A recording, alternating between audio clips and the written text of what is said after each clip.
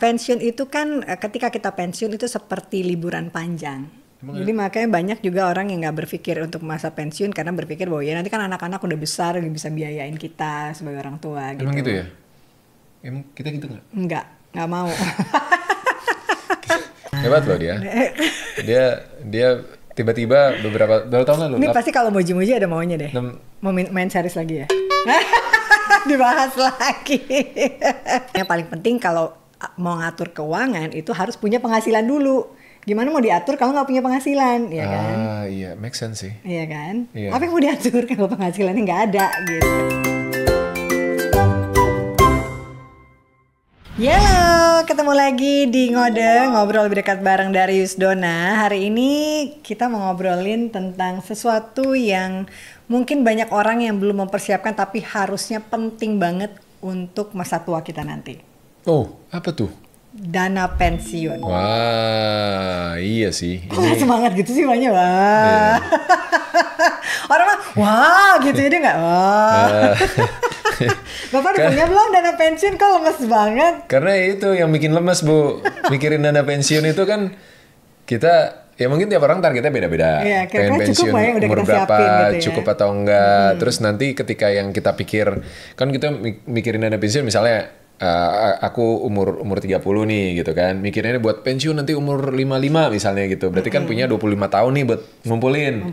Yang di umur 30 tuh aku pikir, wah ini gede nih. Ternyata karena inflasi dan lain-lain, di umur 55 jadi nilainya biasa aja. Iya, kecil. Tapi sebenarnya pengen tanya dulu. Repot banget, makanya nggak semangat, Bu. Tapi harus disiapin ya. Harus semangat nyiapinnya. Langsung gatel kepala saya, Bu, mikirnya. Dan orang kan harus selalu punya ekspektasi hidup. Oh iya. Ya kan?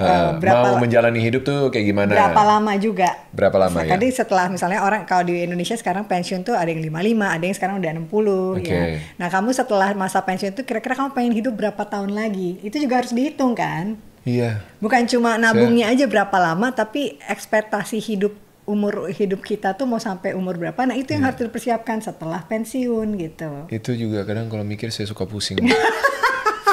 Pusing terus deh pengen ya. hidup sampai umur berapa ya gitu. Kayaknya kalau buat aku tuh ngejalanin hidup sama kamu.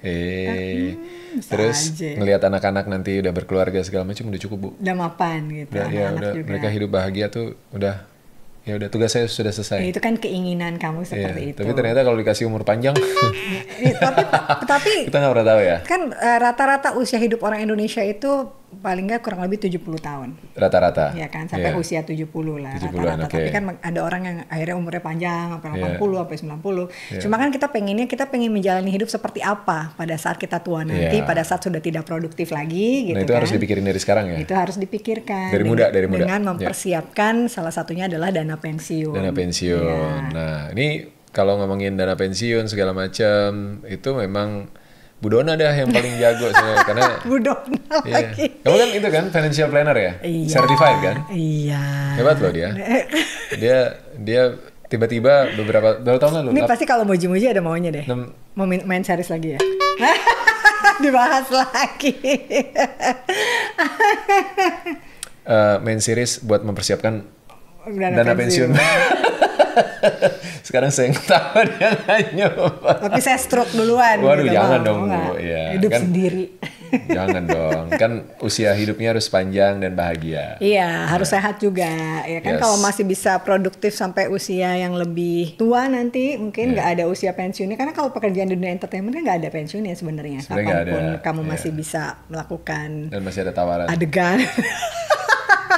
Kalau masih bisa berakting masih tetap bisa melakukan pekerjaan, tapi kan ada orang yang memang ada usia pensiunnya ketika usia 55 atau 60 atau 65 udah nggak kerja lagi gitu kan, dan itu kan harus dipikirin biaya hidupnya setelah itu seperti apa.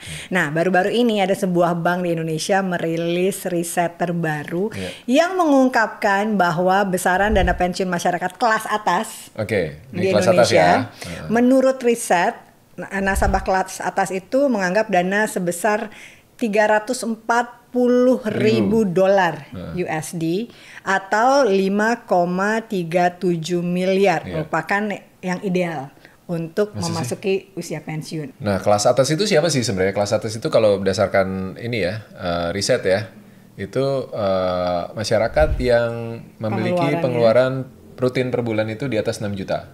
Itu udah masuknya kelas atas. Iya. Kalian di atas 6 juta semua kayaknya di sini nih. Ya tuh muka-muka kelas atas nih di sini nih. Iya kan? Kelas kakap. Terus kalau kelas di bawahnya adalah kelas menengah, middle class itu antara 1,2 sampai 6 juta. Sampai 6 juta. Itu kelas menengah. Dan di bawah 1,2 itu masuknya kelas menuju kelas menengah, dan di bawahnya lagi adalah kelas bawah kan. Kelas bawah itu 350.000 per bulan. Per bulan. Ya itu sebenarnya kalau dari segi nominal kecil banget, 350.000 terus bertahan hidup dengan uang segitu nggak kebayang sih. Berarti anaknya Pak Haji, Andre Taulani itu masuknya dia sebulan uang jajan 3 juta Bu. Dia minta 5 juta nggak dikasih sama bapaknya. Berarti dia menuju dia middle class ya 1,2 sampai 6 juta ya. Padahal belum berpenghasilan, baru 2 jajan dari orang tua. Luar biasa. Berarti Pak Haji tuh kelas atas banget. Dan ternyata ada data dari OJK, memang ini udah cukup lama ya, 2014, jadi udah 10 tahun yang lalu. Ada sebanyak 93% orang di Indonesia yang belum mempersiapkan dana pensiun. Sekarang sih harusnya udah lebih banyak yang lebih aware ya. Betul. 10 tahun tuh 1 dekade lumayan banyak pasti. Karena informasi dan edukasinya juga semakin banyak ya kan. Nah Ibu, berdasarkan pengalaman Bu Dona, kalau mengedukasi orang tentang mempersiapkan dana pensiun gimana Bu? Iya, karena kan dana atau suami sendiri, kamu kan juga suka mengedukasi saya. Penting saya beli produk. Intinya gini, pensiun itu kan ketika kita pensiun itu seperti liburan panjang. Ya kan, kalau kita liburan kan kita nggak kerja tapi pengennya happy gitu kan, keluar pengennya duit terus ya, pasti keluar uang, tetap keluar uang terus gitu. Jadi gimana caranya ketika kita menghadapi masa pensiun itu dan kita pengen hidup panjang gitu ya dan bahagia gitu kan dengan standar hidup yang sama ketika kita masih produktif. Makanya bisa kalau kita mempersiapkan dana pensiun diperhitungkan dari berapa jumlah pengeluaran kita setiap bulan. Itu nanti dikali jumlah masa hidup kita. Gitu kan. Plus mungkin kalau mengabaikan inflasi berarti ya udah abaikan inflasi. Tapi kan kita tahu bahwa setiap tahun tuh inflasi lumayan tinggi kan. Ada inflasi untuk kesehatan, ada inflasi mungkin untuk barang-barang kebutuhan sehari-hari, ada inflasi untuk misalnya anak masih sekolah apalagi kayak gitu. Banyak dong Bu, di kepala saya langsung ngitung. Bapak kan jago kalau ngitung. Nah saya kasih tahu. Tapi itu pengeluaran rutin ya, kebutuhan dasar kan. Bukan ya, cicilan misalnya. Belum beli, yang beli dana kenakalan gitu enggak, jangan dihitung. Kalau mau dihitung juga masih tua gitu. Tetap nakal boleh juga, makin banyak berarti. Bentar Ibu ngomong masih tua tetap nakal, nunjuknya ke saya. Saya nggak nunjuk, saya ngeliatnya ke kamera loh. Kok gitu Bapak tadi ngerasa beli dana kenakalan gitu enggak, jangan dihitung. Dana kenakalan gitu enggak. Dana kenakalan ya gitu ya. Dana motor, hobi motor apa gitu. Intinya adalah ketika kita pensiun nanti kita pengen masih punya standar hidup yang sama. Gitu. Nah, apa yang harus dilakukan oleh teman-teman di luar sana untuk lebih aware dan juga sekaligus mempersiapkan dana pensiun? Gimana sih cara nabungnya? Kan tadi kalau ngitungnya udah pasti nih.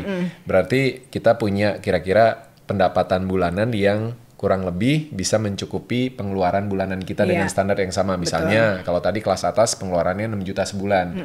Berarti ketika udah pensiun, udah nggak punya gaji dong. Harus ada source of income sebesar minimal 6 juta per bulan. Gimana caranya? Caranya bisa macam-macam gitu kan. Dan yang pasti kan kita harus mengatur keuangan, ya kan. Yang pertama itu dulu merencanakan pengaturan keuangan kita. Dan yang paling penting kalau mau ngatur keuangan itu harus punya penghasilan dulu. Gimana mau diatur kalau nggak punya penghasilan, ya kan? Iya, make sense sih. Iya kan? Apa yang mau diatur kalau penghasilannya nggak ada gitu? Itu proyeksi Bu, proyeksi. Kalau udah punya penghasilan mau ngaturnya begini gitu. Dan paling penting juga adalah ketika kita masih single. Orang kan kadang memikirkan dana pensiun ketika sudah menikah. Padahal ketika kita sudah menikah, kebutuhannya pasti akan lebih banyak. Karena ada kebutuhan pasangan, kebutuhan anak, kebutuhan sehari-hari gitu orang tua kan. Misalnya gitu ya. Nah, mungkin yang paling mudah gitu. Kalau aku selalu bilang gini bahwa rumus untuk perencanaan keuangan itu 40 30 20 10. 40% itu untuk kebutuhan hidup. Pengeluaran rutin ya. Pengeluaran rutin, 30% itu untuk cicilan Oke. Cicilan-cicilan atau sesuatu yang memang kita beli dan harus dibayar secara angsuran gitu Oke. kan. 20% itu untuk tabungan investasi, 10% itu buat kalau ya dalam hidup kita sebagai umat beragama kan pasti ada charity-nya lah. Oke. Buat zakat, Iya. buat perpuluhan mungkin Iya, kalau iya, di Kristen iya, gitu iya, kan, iya, gitu iya. untuk hal kebaikan Iya, gitu. iya, iya. Nah, kalau misalnya dipikirin minimal berapa kita harus menabung, dan nabungnya itu harus penting adalah disisihkan bukan disisakan. Oh. Banyak orang yang suka nabung, yaudah sisanya ntar berapa, karena pasti nggak akan ada sisa, Pasti habis ya. pasti habis karena keinginannya lebih Kan besar. katanya gitu, sebanyak apapun uang yang kita hasilkan pasti akan habis, nggak pernah cukup rasanya. Jadi gitu. memang harus disisihkan dulu minimal 20% dari pendapatan kita. Oke, dan itu berarti termasuk juga untuk mempersiapkan dana pensiun. Betul. Apakah misalnya kita berinvestasi, kita bikin bisnis segala macam itu juga termasuk dalam mempersiapkan diri kita untuk nanti bisa punya passive income ketika kita pensiun? Pastinya, ya kan, kalau orang pasti pengennya kan ketika usia pensiun dia udah uang yang bekerja buat kita, bukan kita bekerja untuk uang kan. Kita selalu ngomong kayak gitu kan. Dan yang paling penting adalah apa tadi pertanyaannya? Saya tiba-tiba blank, Pak. Apakah kalau kita berinvestasi itu artinya kita juga lagi mempersiapkan dana pensiun? Benar, banyak instrumen sebenarnya, banyak cara untuk kita bisa menabung atau juga berinvestasi untuk dana pensiun gitu kan. Cuma kan selalu diingat bahwa investasi pasti ada resikonya, ya kan. Bisnis juga ada resikonya, itu kita harus memperhitungkan resiko itu juga. Jadi memang pilihannya banyak untuk instrumen untuk mempersiapkan dana pensiun itu, tapi dipilih lagi sesuai dengan resiko yang mampu kita tanggung. Apa aja yang kita tahu? Misalnya ya, surat berharga negara itu masuk investasi kan ya? Yes. Itu bisa jadi dana pensiun juga berarti? Bisa. Karena dan aman ya? Tapi ya aman nggak? Aman dong. SBN itu aman kan ya? karena kan dijamin oleh Jangan negara. pemerintah ya. Tapi kalau pemerintahnya bubar? Ya ampun, dia mikirnya suka kejauhan. Ya kan resiko, Bu. Iya. Iya kan, resiko ya. Iya makanya Sekarang berapa sih rata-rata SBN tuh? 5%-an ya. 5-6%. Saya kayak orang bank. Ya kan, Ibu kan financial planner, Bu. 5-6% belum plus potong pajak kan biasanya gitu. Tapi yang apa tadi? Tiba-tiba lupa. Investasi SBN. Tapi yang paling penting menabung itu tidak dalam satu keranjang. Oh, harus dipisah-pisah. Bisa-bisa. Jadi kalau misalnya ada yang pengen nabung di saham, itu kan resikonya lumayan tinggi, tapi returnnya juga bisa dapat tinggi gitu kan. Terus ada yang juga reksadana. Reksadana kan juga bisa pilih-pilih, ada reksadana saham, pasar uang, pendapatan tetap gitu kan. Ada juga. Kalau reksadana tuh cenderung lebih aman ya daripada kita main saham gitu ya. Tetap ada resikonya, tapi nggak sebesar kalau kita main saham gitu. Soalnya dulu waktu awal-awal ya, kayak mungkin berapa ya? Awal-awal aku kerja lah, terus teman-teman aku juga mulai kerja gitu kan, punya gaji segala macam tuh, mereka banyak curhat. Naruh di reksadana, gaji pertama, 50% langsung taruh reksadana. Harapannya kan bisa berbunga kan. Habis, Bu. Ya itu pasti reksadana gitu, saham kan bisa dipindah-pindah. Gitu mending gue tabung gitu. Ya, setelah setahun habis. Cuma sekarang kalau nabung, ya istilahnya nabung, returnnya juga nggak akan bisa mencukupi kayak tadi 5,3. Deposito dulu, apalagi dengan pendapatan masih 10% juta ke atas kan. Sekarang juta. deposito berapa? 4%, 3%. Ada 3%, Iya, ada yang kecil di bawah ya, itu gitu. Nah, tapi ini ada data juga, Bu Dona. Menurut OJK yang risetnya terbaru nih 2024 ya. Itu tingkat literasi keuangan penduduk Indonesia di tahun 2024 berdasarkan survei nasional literasi dan inklusi keuangan atau SNLIK itu adalah 65,43%. Sementara literasi dana pensiun di Indonesia masih rendah nih. Setelah 10 tahun pun masih rendah. 5,42%. Ada peningkatan dari sisi literasi keuangan, mungkin untuk instrumen investasi dan lain-lain, bagaimana uang bisa bekerja buat kita dan lain-lain. Tapi untuk dana pensiun khususnya itu masih sangat rendah dan masih perlu ditingkatkan. Itu mungkin masih ada apa ya, salah satu budaya atau kebiasaan orang Indonesia bahwa ketika pensiun tenang ada anaknya, ya nggak sih? Iya. Jadi makanya banyak juga orang yang nggak berpikir untuk masa pensiun karena berpikir bahwa ya nanti kan anak-anak udah besar bisa biayain kita sebagai orang tua gitu. Emang gitu ya? Emang kita gitu nggak? Nggak mau. Kita nggak gitu kan ya? Nggak. Kita kalau selalu ngobrol tuh kita justru nggak pengen ngerepotin anak-anak. Iya. Pokoknya anak-anak hidup bahagia dengan keluarga mereka masing-masing, tapi di satu waktu tertentu kita bisa ngumpul bareng. Aku sama Dona mimpinya ya, traveling kemana, jalan-jalan, termuter. Banyak tuh Pak buat nabung dana pensiun ini nggak cukup 5M kayaknya. Iya makanya targetnya kan nggak 5M.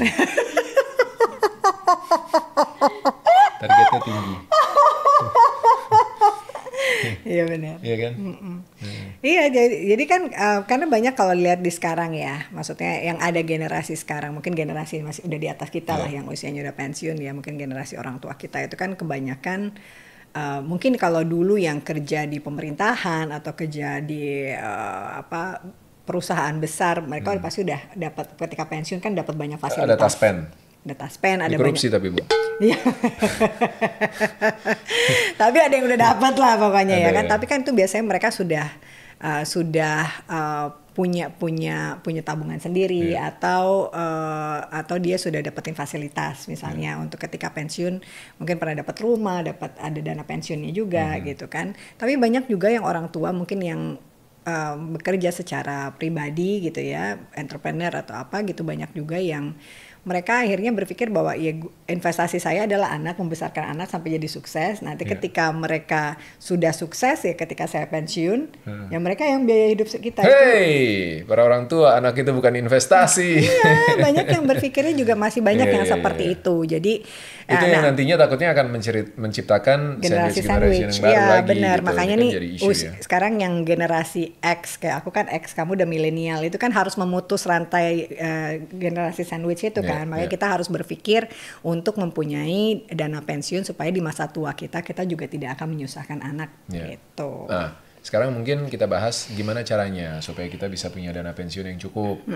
Tadi kan Donna udah bilang ya, menyisihkan 20% dari minimal.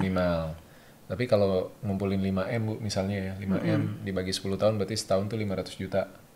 Terlalu pendek ya 10 tahun ya? Kita pensiun berapa tadi? Umur 65? 65 dibagi berarti kalau kita sadar dari umur 25 katakanlah ya, ke 55 itu kan berarti 30 tahun. Oke, dibagi 30 tahun. Berapa tuh 500 dibagi 30?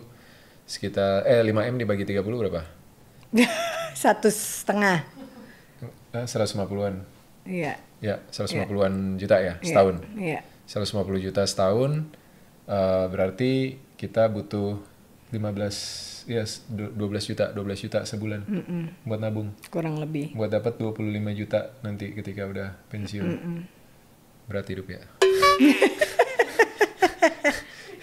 Ya ini kan balik lagi nggak masuk sama data yang tadi kan, data kelas atas itu pengeluarannya 6 juta tapi harus nabung 12 juta untuk dapetin 5M tadi gitu. Ya bukan kita yang ngomong, itu data ya. Kita cuma ngitungin doang gitu kan. Tapi rasanya masing-masing pasti punya prioritas, dan tantangan utamanya sekarang adalah bagaimana kita untuk bisa memenuhi kebutuhan dasar kita dulu, basic kita. Lalu kita mulai meningkatkan skill diri kita, kemampuan kita, dan menciptakan source of income yang beda-beda gitu. Betul. Ya. Sehingga pada akhirnya kita punya dana lebih yang bisa kita investasikan. Tapi berapa persen Bu? Misalnya, oke, deposito yang paling aman, walaupun sekarang deposito tuh bukan kecil. termasuk investasi Udah nggak masuk ya? Dulu kan masuk. Karena kalau mau ngitung properti juga sekarang nggak masuk investasi. Iya, karena udah bubbling harganya. Betul. Terus kalau deposito tuh kan sekarang bunganya juga nggak terlalu besar. Jadi kalau mau ngejar ke angka 5M itu, nabungnya tetap jadi lebih banyak persentasenya gitu kan. Sementara kalau misalnya kayak saham masih ada ya mungkin yang bisa di atas 10%. Iya, kalau nggak salah reksadana saham itu kalau kita di bank gitu ya misalnya, itu bisa 10-12% setahun returnnya. Bahkan ada yang bisa dapetin lebih besar, cuma balik lagi bahwa resikonya juga tinggi gitu. Jadi memang pintar-pintar kita mengatur. Nah, pecahnya gitu. misalnya kita startnya dari 5 juta sebulan dulu nabungnya gitu kan. Berarti kan setahun kita ngumpulin 60 juta. Kalau kita punya 60 juta, ngebaginya berapa persen di SBN misalnya, berapa persen di reksadana saham? Tergantung returnnya sih.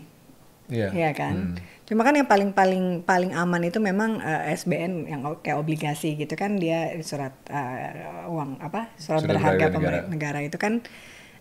Kita lihat returnnya sekarang minimal 5%, 6% lah. Kalau dulu masih bisa dapat 7-8% gitu kan.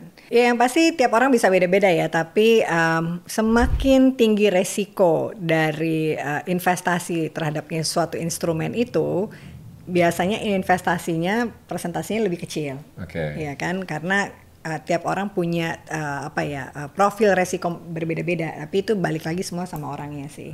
Ada yang memang suka dengan resiko tinggi karena tahu bahwa return yang bisa dia dapatin adalah tinggi. Ada yang juga gue yang penting aman-aman aja deh gitu, cari yang lebih aman gitu, yang penting uangnya nggak hilang gitu. Ada juga seperti itu. Tapi mungkin kalau ngomongin dana pensiun ya, ini kan untuk jangka panjang kan. Dipersiapkan dari sejauh mungkin sebenarnya kita punya kesadaran untuk nabung untuk dana pensiun. Berarti kan keinginannya adalah bahwa di saat masa pensiun nanti dananya ada, risiko lossnya kecil. Berarti mungkin untuk instrumen investasi yang risikonya lebih besar, lebih kecil gitu ya dananya. Misalnya kita punya dana dari sekian rupiah gitu, mungkin 20%-nya masuk ke yang risiko tinggi, saham gitu ya. Terus 30%-nya mungkin ke reksadana misalnya. Reksadana pasar uang. Ya, terus sisanya misalnya 50%-nya bisa di SBN gitu. Karena emas sekarang juga bukan investasi ya. Dia apa namanya? Lindung uang gitu ya. Dan tapi intinya gini, investasi itu kita harus tentukan juga jangka pendek, jangka menengah, jangka panjang gitu kan. Karena masing-masing punya manfaat atau tujuannya masing sendiri-sendiri gitu. Nah kalau buat dana pensiun kita punya waktu yang cukup panjang. Jadi kalau investasi saham itu kalau aku ya mungkin lebih ke yang di atas 5 tahun deh gitu, karena nggak bisa ada berharap bahwa returnnya akan cepat dan bagus gitu buat kita gitu. Sementara kalau butuh sesuatu yang bisa juga untuk dana darurat misalnya, kalau suatu waktu bisa kita butuhin, kita ada dananya, itu juga bisa ada instrumen lainnya misalnya kayak deposito atau apa kayak gitu. Jadi intinya menabung itu atau berinvestasi jangan cuma di satu keran. Jadi jangan put your money di satu tempat. Itu. Kalau gone semua. Kalau gone semua. Gitu. Ya. Dan ini juga menjadi pembahasan yang penting karena ternyata ada sebuah survei yang mengatakan bahwa 7 dari 10 orang di Indonesia itu masih mengalami kesulitan keuangan di masa pensiun dan bahkan harus bekerja seumur hidup. Betul. Ini sampai ada yang ngeluh di sosial media ya, laki-laki itu dilahirkan hanya untuk bekerja sampai mati. Masa gitu sih? Itu kita bahas. Perempuan juga bekerja loh, gitu. Sebagai perempuan yang bekerja, saya tersungging. Bukan tersinggung lagi. Tapi intinya sekarang gini, kalau kita mau nabung lebih banyak, kita juga harus punya pendapatan lebih banyak. Jadi cari potensi diri kamu untuk bisa mendapatkan pendapatan yang lebih gitu kan, dan terus kembangkan diri, ya belajar hal-hal yang baru lagi untuk bisa kamu gunakan untuk menghasilkan pendapatan yang lebih, supaya pada akhirnya nanti kamu bisa nyisihin pendapatan itu dan diinvestasikan dan berputar uangnya, dan pada akhirnya uang itu bisa bekerja untuk kita dan kita bisa hidup dengan lebih less worry.